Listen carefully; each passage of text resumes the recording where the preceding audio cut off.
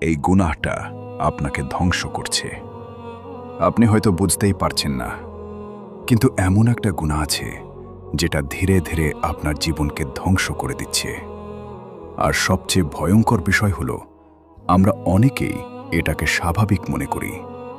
সেটা হলো নামাজে অবহেলা।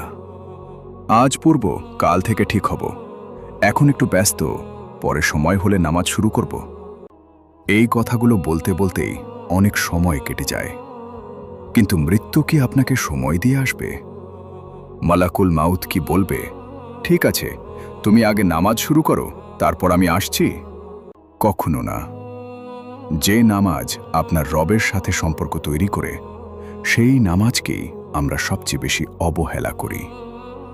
দুনিয়ার জন্য আমরা ঘন্টার পর ঘন্টা সময় দিই, কিন্তু আল্লাহর জন্য কয়েক মিনিটও কঠিন লাগে।